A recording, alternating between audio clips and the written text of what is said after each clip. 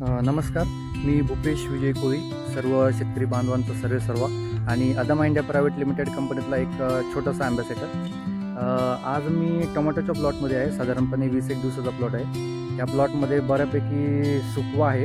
तर नुकतंच मी शेतकऱ्यांना रिकमेंड केलेलं की अदामाचं जे मास्टर क्रॉप आहे ते तुम्ही अर्ध्या प्लॉटला तुम्ही वापरून बघा आणि अर्ध्या प्लॉटला तुम्ही काही वापरू नका. तर प्रत्यक्षात रिझल्ट कसा आलेला आहे हे तुम्हाला प्रत्यक्षात दाखवतो.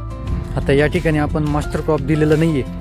बघा कशा पद्धतीने झाडं सुकत चालली, वरतून शेंडापासून खालपर्यंत प्रत्येक झाडी ते सुकत चालले.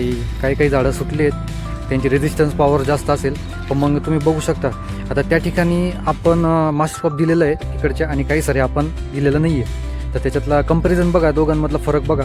प्रत्येक झाडी ते सुकत चाललं आहे. तुम्हाला तो तिकडच्याही सर दाखवतो तिकडे रिझल्ट कसा आहे. हे बघा, हे अशा पद्धतीने झाड सुकत चाललं आहे. आता हे ज्यावेळेस हा सुकवायत असतो त्यावेळेस आपल्याला फक्त बुरशीनाशक देऊन चालत नसतं, तर काही मॅनेजमेंट प्रॅक्टिसेस पण राहतात.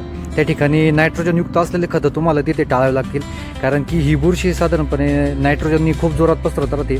दुसरी गोष्ट वॉटर मॅनेजमेंट राहते. पाण्याने पण सुद्धा ही बुरशी खूप जास्त प्रमाणात वाढत राहते, पण त्या ठिकाणी आपल्याला पाण्याचा प्रभाव कमी करावा लागेल. आणि त्यानंतर एक महत्त्वाची गोष्ट, ज्या ठिकाणी फ्युजेरियम किंवा सुकवा असेल त्या ठिकाणी आपल्याला पोटॅशयुक्त ग्रेड सोडल्या गेलेल्या पाहिजे.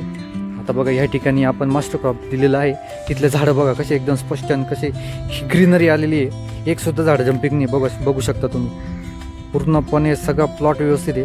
त्याच्यामुळे मास्टर क्रॉप खालून 1 लिटर 200 लिटर पाण्याला